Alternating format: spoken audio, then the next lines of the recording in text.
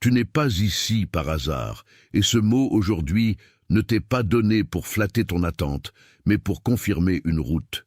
Depuis longtemps, tu as senti qu'il y avait en toi quelque chose de plus grand que tes habitudes, plus profond que tes peurs, plus stable que les voix qui t'ont contredit. Tu as peut-être continué ta journée comme d'habitude, avec le café posé près de l'évier, le téléphone qui vibrait sur la table, et cette fatigue discrète qui descend dans les épaules quand personne ne voit ce que tu portes.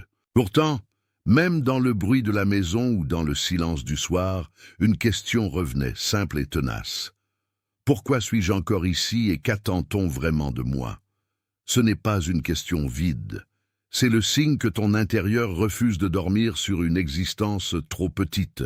Il y a des saisons où l'âme se met debout avant le reste du corps. Il y a des saisons où le cœur comprend avant les mots. Et ce que tu ressens en ce moment appartient à cette seconde sorte de saison.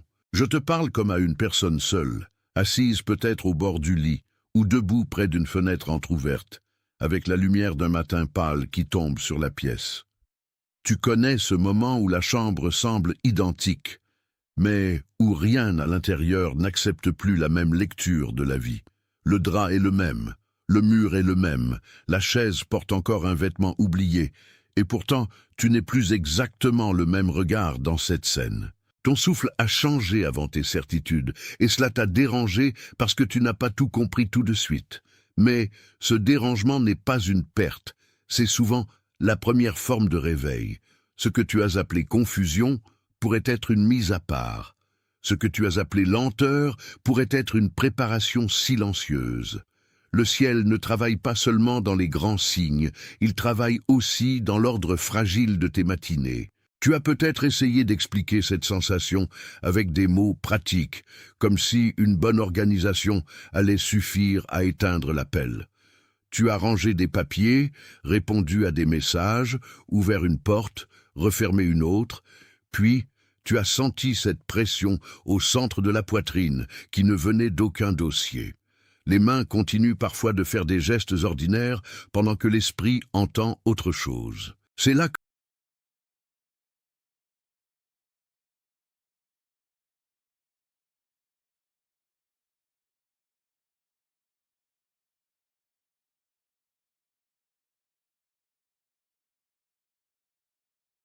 attention, vous devez comprendre ce qui se passe. Maintenant, certaines personnes se sont éloignées, certaines portes se sont fermées, et des situations qui semblaient sûres ont commencé à changer sans explication. Ce n'est peut-être pas une coïncidence.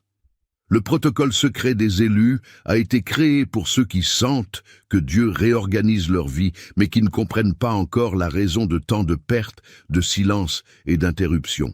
À travers cette étape, vous apprendrez à reconnaître ce qui doit être laissé derrière vous, ce qui est en train d'être protégé, et quels signes peuvent apparaître avant un grand changement. Ne forcez pas des portes qui ont peut-être été fermées pour vous protéger. N'insistez pas auprès de personnes ou sur des chemins qui ont déjà accompli leur rôle dans votre parcours. Il arrive un moment où insister cesse d'être de la foi et devient de la résistance. Découvrez maintenant le protocole secret des élus.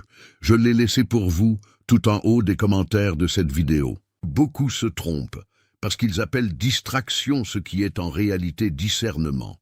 Ils appellent fatigue ce qui est en réalité séparation. Ils appellent retard ce qui est en réalité formation. Toi, tu as appris à tenir, même quand la gorge se serre un peu et que la pensée se fait plus lente. Et pourtant, quelque chose en toi sait déjà que la vieille explication ne suffit plus. Regarde bien ce qui se passe quand tu restes quelques secondes de plus dans le vrai silence. Il ne s'agit pas d'un silence vide, mais d'un espace où les excuses ne tiennent plus très longtemps. Tu entends alors ce que tu évitais quand la télévision parlait trop fort, quand la route était trop pleine, quand les autres occupaient toute la pièce avec leurs attentes. Tu entends peut-être cette phrase intérieure que tu n'as jamais dite à voix haute. « Je ne veux plus vivre au hasard ». Cette phrase n'est pas de l'orgueil, c'est une fin d'ordre. Et cette fin est souvent le lieu où la grâce commence à se révéler. Parce que ce qui est en train de se confirmer ne te pousse pas vers une performance, mais vers une obéissance plus claire. Tu as déjà connu des portes qui semblaient presque ouvrir, puis qui se refermaient sans explication satisfaisante. Tu as déjà connu des chemins qui donnaient l'impression d'aller vite, mais qui te vidaient à l'intérieur. Tu as déjà senti le décalage entre ce que les autres appelaient réussite et ce que ton esprit reconnaissait comme juste. Ce décalage n'est pas une punition. C'est peut-être le signe que ton unique mission ne ressemble pas à celle du voisin, ni à celle de la foule, ni même à celle que tu avais imaginée au début. Quand Dieu ajuste un appel, il dérange souvent d'abord les anciennes cartes. Et il le fait avec une précision qui protège, même si au départ cela blesse ton envie de tout comprendre. Je sais que certains instants t'ont laissé avec des questions plus lourdes que les réponses. Tu as regardé une horloge, un couloir, un bus qui passait, une assiette encore chaude sur la table, et tu t'es demandé pourquoi l'intérieur de ta vie semblait attendre quelque chose qui tardait. Mais l'attente n'est pas toujours un vide. Parfois, elle est une salle de préparation. Le vrai danger n'est pas de patienter. Le vrai danger serait de mépriser la saison où l'on t'apprend à entendre. Car une mission ne se reçoit pas seulement comme une émotion forte, elle se reçoit aussi comme une discipline tranquille. Et ce que tu vas faire avec cela déterminera la forme de tes prochains pas. Observe maintenant le poids et la paix qui se mêlent en toi quand ces mots traversent ton esprit. Il y a peut-être dans tes épaules une retenue ancienne, comme si elles avaient porté trop longtemps des attentes qui n'étaient pas les tiennes. Il y a peut-être dans tes yeux une fatigue qui ne vient pas seulement du manque de sommeil, mais de tant d'années à essayer d'être assez pour tout le monde. Pourtant, au milieu de cela, une paix très simple peut commencer à descendre, non pas comme une explosion, mais comme une lumière douce sur une table du soir. C'est souvent ainsi que la confirmation arrive. Sans théâtre, sans bruit, avec une clarté qui ne dépend pas de l'opinion des autres. Et quand cette clarté vient, elle demande une réponse. Cette réponse ne commence pas toujours par un grand geste. Elle commence souvent par un cœur qui cesse de négocier. Elle commence par un oui intérieur discret, presque tremblant, mais réel. Car ce qui t'est confié n'est pas seulement une sensation, c'est une responsabilité vivante. Il y a des chemins qui se ferment pour te garder, et d'autres qui s'ouvrent seulement quand tu acceptes de marcher sans applause. Ce moment est de ceux-là. Et si tu refuses d'écouter, tu risques de continuer à confondre agitation et direction. Mais si tu reçois ce qui t'appelle, tu verras que la paix n'était pas derrière toi. Elle t'attendait déjà devant. Prends une respiration avant de laisser cette confirmation se poser complètement en toi. Si même une seule de ces traces a touché ton intérieur, si tes épaules se sont un peu relâchées pendant que je te parlais, écris le nombre 888 dans les commentaires. Ce n'est pas un code magique, c'est un signe simple de confirmation, une manière de dire que tu as reconnu la lumière au milieu des détails. Écris 888, puis reviens vers moi. Ce petit acte peut sembler mince, mais il marque le point où ton intérieur cesse de s'échapper et commence à consentir. Et ce consentement prépare la suite, parce que l'appel ne se contente pas d'être entendu, il demande à être habité. Tu n'as pas été gardé pour rester immobile dans l'émotion d'un moment fort. Tu as été gardé pour apprendre le chemin qui fait tenir l'âme droite quand le vent change. Imagine encore cette pièce ordinaire, la tasse tiède près du carnet, la fenêtre un peu ouverte, le rideau qui bouge à peine, et cette sensation étrange que le réel lui-même attend que tu le vois autrement. Ce n'est pas une imagination gratuite, c'est souvent ainsi que la confirmation se glisse dans le quotidien. Elle ne vient pas toujours avec un éclair, elle vient parfois avec une évidence silencieuse. Et cette évidence dit que l'appel sur ta vie n'est pas une décoration spirituelle, mais une orientation.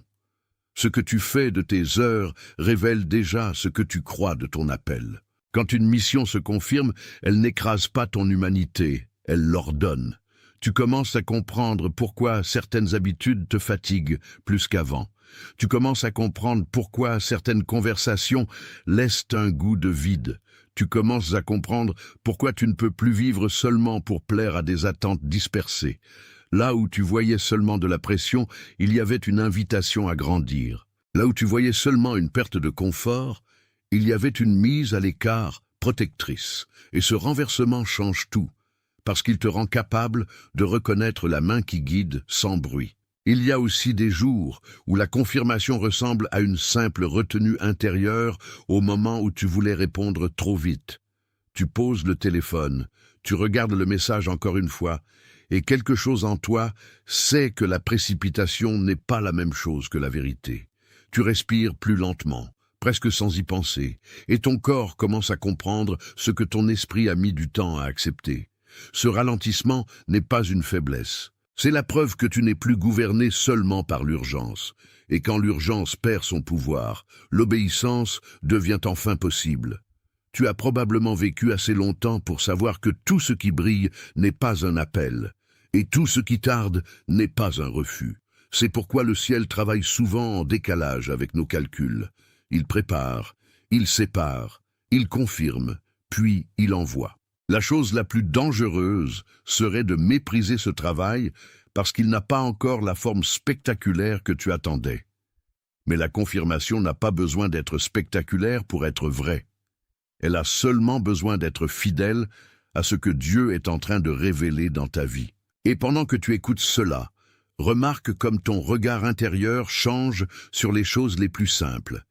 La chaise reste une chaise, la route reste une route, la chambre reste une chambre, mais ton rapport à tout cela n'est plus le même. Tu n'es plus simplement quelqu'un qui endure les jours, tu es quelqu'un qui apprend à reconnaître le sens d'être placé ici, maintenant, avec cette histoire, ce fardeau, cette sensibilité. Il y a une dignité nouvelle dans ce regard, et cette dignité ne vient pas de ce que tu as prouvé, mais de ce qui est en train d'être confirmé. Je veux que tu sentes la transition entre l'ancien et le nouveau, parce qu'elle est décisive. L'ancien te faisait croire que ta valeur dépendait de la vitesse, du résultat visible, de l'approbation immédiate. Le nouveau t'apprend que certaines vocations se reconnaissent d'abord à la paix qu'elles imposent au fond du cœur. Cette paix n'annule pas le combat, mais elle lui donne un axe. Et lorsque l'axe est là, chaque pas cesse d'être un hasard. Tu ne marches plus en cherchant une identité, tu marches depuis l'identité qui se révèle déjà. Pense à ce que cela change dans ta manière de te lever demain matin. La routine garde la même forme, mais elle n'a plus la même autorité sur toi. Tu peux encore ouvrir la porte, préparer le repas, saluer quelqu'un, traverser un espace de travail, et pourtant tout cela devient le terrain d'une réponse. Le quotidien cesse d'être un simple enchaînement de gestes. Il devient le lieu où l'appel se rend visible. Et cela demande du courage, parce qu'il est plus facile de rêver à une mission que de la vivre dans le simple. Tu n'as pas besoin de tout comprendre pour commencer à obéir. L'obéissance vient souvent avant la carte complète. C'est ce que beaucoup de cœurs refusent, parce qu'ils veulent la totalité avant le premier pas. Mais la lumière avance parfois une marche à la fois, et cette marche suffit. Si tu restes fidèle à ce que tu sais déjà, d'autres vérités viendront se déposer. Si tu méprises ce que tu sais déjà, la confusion reviendra avec plus de force. Le choix paraît discret, mais il est lourd de conséquences. Il y a dans l'air de ce message quelque chose qui ressemble à une porte entrebâillée. Tu ne l'as peut-être pas encore appelée ainsi, mais tu l'as senti quand la respiration s'est faite plus calme. Tu l'as senti quand un souvenir ancien de prière a remonté sans bruit. Tu l'as senti quand ton cœur a cessé de protester aussi fort. Et si tu la sens, même faiblement, alors laisse cette reconnaissance devenir une trace écrite. Écris les mots UVJO ISO dans les commentaires. Ce n'est pas pour confirmer une idée quelconque, c'est pour dire que tu as vu ce que ton intérieur ne peut plus ignorer. Puis reviens vers moi et laisse cette trace s'installer en toi sans la repousser. Ce que tu viens de reconnaître n'est pas un accident de langage. C'est le début d'un consentement. Quand tu nommes ce que tu vois, tu refuses de retourner entièrement à l'ancienne lecture de ta vie. Tu commences à habiter le vrai sol sous tes pieds. Et ce sol n'est pas fait de spectacle, mais de fidélité. C'est là que la transformation devient concrète, parce qu'elle se traduit en choix, en rythme, en écoute, en patience, en renoncement à ce qui dissipe. Je veux maintenant t'emmener plus loin, avec une image qui continue de s'ouvrir. Imagine un sentier de terre après la pluie, où chaque pas laisse une empreinte nette, non parce que tu t'imposes, mais parce que le sol accepte enfin ta présence. Le chemin n'est pas large, et c'est justement ce qui l'empêche de se confondre avec les routes de tout le monde. Tu avances et tu comprends que la précision est parfois plus sainte que l'ampleur. Tu comprends que la modestie d'un pas juste vaut mieux que l'agitation de 10 pas faux. Et quelque part, dans cette simplicité, la mission commence à respirer. Il y a des voix qui voudraient te pousser à courir vers ce qui n'est pas encore mûr. Il y a des habitudes qui voudraient te ramener à l'ancien masque. Il y a même en toi une partie qui aimerait retourner au connu, simplement parce que le connu donne l'illusion de contrôler. Mais le sentier ne se laisse pas dominer. Il demande la présence, pas la performance. Il demande des pas vrais, pas des pas rapides. Et cette vérité peut sembler rude seulement pour celui qui n'a pas encore découvert que la liberté a parfois le visage d'une limite. Peut-être as-tu déjà vécu le moment où le sol paraît ordinaire, mais où chaque détail se met à parler. Une pierre, une flaque, une branche cassée, un bout de lumière entre deux arbres, et tu comprends soudain que tu es en train d'apprendre à voir. C'est cela aussi que Dieu fait quand il confirme une mission. Il t'entraîne à percevoir ce qui compte. Il t'entraîne à distinguer l'essentiel du bruyant. Il t'entraîne à marcher sans exiger que tout soit déjà facile. Et ce genre d'apprentissage façonne plus profondément que les émotions passagères. Le chemin dont je parle n'abolit pas les résistances, il les rend lisibles. Tu reconnais mieux maintenant ce qui te disperse, ce qui t'alourdit, ce qui te vole une paix que tu n'as plus envie de perdre. Tu vois aussi que certaines personnes n'avaient pas la mauvaise intention, mais qu'elles n'étaient pas assignées à ton prochain pas. Cette lucidité n'est pas dureté, c'est de la protection. Et la protection fait partie de la confirmation, même quand elle se présente comme un non. Si tu sens que ce chemin t'appelle, ne le traite pas comme une pensée de plus. L'appel authentique laisse une empreinte dans la respiration, dans l'attention, dans la manière dont tu regardes les heures. Tu n'es plus seulement en train de survivre à ta journée. Tu es en train d'apprendre la forme de ta réponse. Et une réponse juste commence souvent dans une mémoire précise, pas dans une théorie. Souviens-toi de la dernière fois où une paix claire a traversé ton trouble. Ce n'était pas petit, c'était une direction. Je ne veux pas que tu oublies le corps pendant que l'esprit comprend. Tes mains, tes épaules, ton ventre, ta gorge, tout cela participe à la manière dont la vérité s'installe. Il y a des confirmations qui passent comme une chaleur discrète le long des bras. Il y en a d'autres qui se déposent comme un calme inhabituel derrière les yeux.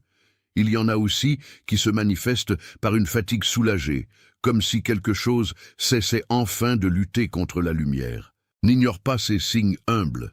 Ils sont parfois plus honnêtes que les grands discours. Et maintenant, prends un instant pour sentir la distance entre la vie que tu subissais et celle qui est en train d'être confiée. Avant, tu t'expliquais surtout par ce qui te manquait. Maintenant, on t'apprend à te lire par ce qui t'est confié. Avant, tu regardais surtout les manques, les retards, les pertes. Maintenant, tu peux commencer à reconnaître les confirmations, les séparations, les protections. Ce n'est pas de l'illusion, c'est un changement de regard qui remet les choses à leur place. Et quand les choses retrouvent leur place, le cœur cesse de se dissiper. Il y a une raison pour laquelle certains appels viennent avec une certaine gravité.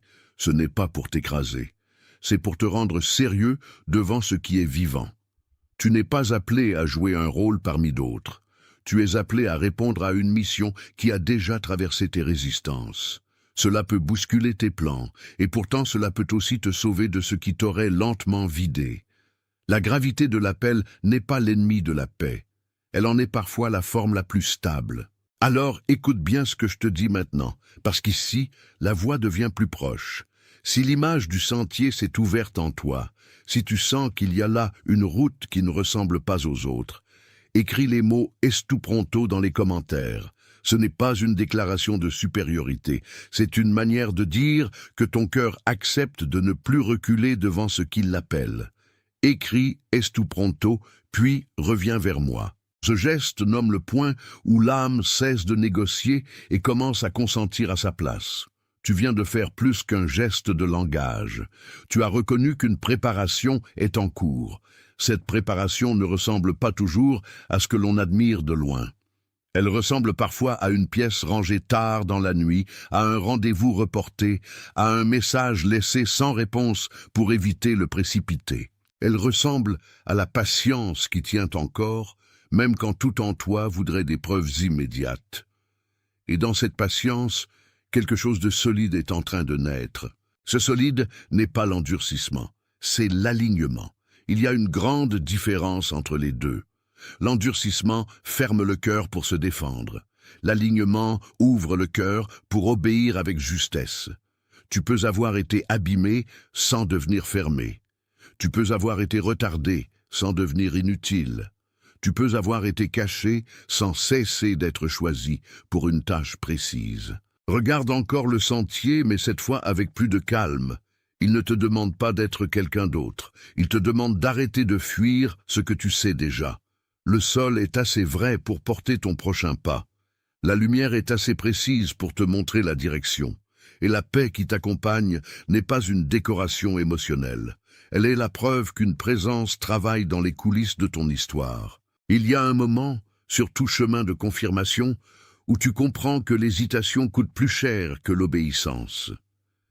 Ce n'est pas une menace, c'est un constat. Plus tu diffères ce qui est clair, plus tu t'uses dans les justifications. Plus tu accueilles ce qui est clair, plus tu récupères de l'espace intérieur. C'est pourquoi l'appel à répondre est aussi un appel à respirer plus vrai. Quand tu respires plus vrai, tu mens moins à ton propre cœur. Tu n'as pas besoin d'un grand bruit pour savoir que quelque chose est scellé. Parfois la confirmation se reconnaît à la simplicité du oui qui revient sans forcer. Parfois, elle se reconnaît à la tranquillité nouvelle qui s'installe après tant de lutte intérieure. Parfois, elle se reconnaît à la manière dont tu prends un objet dans ta main, comme si tout ton geste avait enfin trouvé son centre. C'est cela que je vois se dessiner pour toi. Et ce dessin ne demande pas de panique, il demande de la fidélité. Le plus difficile n'est pas de recevoir une direction. Le plus difficile est d'habiter cette direction dans la durée, car la passion passe, mais l'obéissance mûrit. L'émotion passe, mais la fidélité construit. Ce que tu es en train de recevoir aujourd'hui ne veut pas seulement illuminer une heure. Il veut ordonner une route.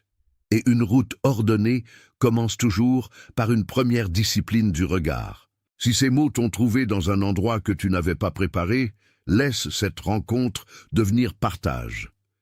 Il y a peut-être quelqu'un autour de toi qui porte la même fatigue, la même attente, le même soupir silencieux, et qui ne sait pas encore nommer ce qu'il traverse. Pense à cette personne qui travaille fort, sans être vue, à celle qui sourit, mais garde le poids à l'intérieur, à celui qui dit que tout va bien alors que la voix tremble un peu quand la nuit tombe. Envoie ce message à cette personne, pas comme une recommandation, comme une livraison, parce que quelque chose ici doit lui parvenir aussi. Tu vois, le partage n'est pas ici une stratégie. C'est une manière de placer au bon endroit ce qui peut soutenir un autre cœur. Ce que tu as reçu ne t'appartient pas comme un trésor fermé. Il est fait pour circuler avec délicatesse, comme une lampe qu'on porte d'une pièce à l'autre. Et si une personne te vient à l'esprit maintenant, n'ignore pas ce mouvement intérieur. Il n'est pas faible, il peut être très précis. Il y a des messages qui trouvent leur place seulement quand ils passent de main en main sans bruit. Celui-ci en fait partie, parce qu'une mission confirmée crée aussi une communauté invisible de ceux qui se reconnaissent sans se connaître. Tu ne portes pas seul la sensation d'être appelé autrement. D'autres le portent aussi, parfois en secret, parfois avec honte, parfois avec une force qu'ils ne savent pas encore utiliser, et le simple fait de transmettre peut devenir un acte de soin. Je veux aussi que tu sentes combien ce moment n'est pas seulement pour retenir ton attention, mais pour t'enseigner une manière juste de répondre. Le cœur humain aime souvent garder pour lui ce qui l'a touché. Pourtant, ce qui a été vrai en toi peut devenir un secours chez un autre. C'est ainsi que certaines paroles prennent une deuxième vie. Elles ne perdent rien en passant, elles gagnent en portée. Et quand cela arrive, la confirmation se transforme en service. Ne sous-estime pas le rôle de la mémoire dans tout cela. Certaines personnes te reviennent en pensant à ce chemin parce qu'elles ont faim de sens et qu'elles n'osent pas le dire. D'autres reviennent à toi comme un écho de cette même route étroite où l'on apprend à écouter. Le discernement ne coupe pas les liens par caprice, il les réorganise selon la vérité. Et la vérité, ici, ne te sépare pas du monde, elle t'apprend à aimer plus lucidement. Tu as peut-être cru que l'appel allait te rendre plus spectaculaire. Souvent, il rend surtout plus disponible. Tu deviens plus attentif aux rendez-vous, plus sobre dans tes paroles, plus simple dans ton passage. Il y a dans cette simplicité une noblesse que l'ancienne vie ne connaissait pas. L'ancienne vie voulait impressionner. La nouvelle vie veut répondre. Et cette différence change la manière de marcher, de parler, d'attendre et de servir. Quand une personne te vient à l'esprit maintenant, ne la chasse pas. Porte-la devant Dieu avec la même sobriété que tu portes ta propre histoire. Il y a des destinées qui avancent lorsque quelqu'un accepte de les nommer dans le silence d'une transmission. Et tu peux être ce point de passage aujourd'hui. Ce n'est pas petit, c'est profondément juste. Il est temps maintenant de poser cette vérité au centre de ton identité, non comme un slogan, mais comme une confirmation. Tu as été appelé, tu as été gardé, et tu es en train d'être ajusté pour la place qui te revient.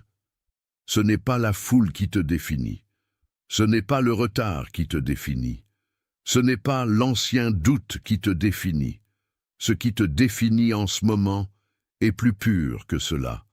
La voix qui revient, la paix qui insiste, la route qui s'éclaire peu à peu. Et si cette phrase touche le cœur de ce que tu es en train de devenir, écris les mots « us ou escolido » dans les commentaires. Fais-le comme un sceau, pas comme une mise en scène. Ce n'est pas pour revendiquer quelque chose de toi-même, c'est pour reconnaître ce qui a été mis sur toi par grâce. Écris « u » sous escolido, puis reviens vers moi. Ce geste est une manière de laisser ton identité cesser de se cacher derrière la peur. Quand tu écris cela, tu ne fabriques pas une nouvelle personne. Tu reconnais la personne que la peur couvrait encore. Et cette reconnaissance a un poids spirituel très simple, presque silencieux, mais réel. Elle ferme une porte à la confusion. Elle ouvre une porte à la stabilité. Elle te place à nouveau dans le mouvement juste de la mission. Tu peux sentir peut-être que tout cela n'est pas destiné à rester théorique. Une identité confirmée change la manière de dire oui et la manière de dire non. Elle change le rapport au temps, parce qu'elle apprend à ne plus courir derrière toutes les sollicitations. Elle change le rapport aux relations, parce qu'elle refuse ce qui vole la paix. Elle change aussi le rapport à soi-même, parce qu'elle remplace l'accusation par la vigilance. Je veux te laisser avec une image très simple, comme un banc au bord d'un chemin, ou comme une lampe qu'on ne remarque pas jusqu'au soir. Ta vie n'a pas besoin d'être spectaculaire pour être habitée. Elle a besoin d'être juste. Elle a besoin d'être vraie, dans les petites fidélités. Elle a besoin d'un cœur qui reconnaît enfin la mission sans demander d'abord la permission du doute. Et quand cette reconnaissance se fait, quelque chose se réordonne profondément. Tu n'es plus dans la même saison intérieure qu'au début de cette parole. Au début, tu pouvais encore seulement sentir un trouble. Maintenant, tu peux distinguer une direction. Au début, tu pouvais encore te demander si tout cela te concernait vraiment. Maintenant, tu sais que le message a...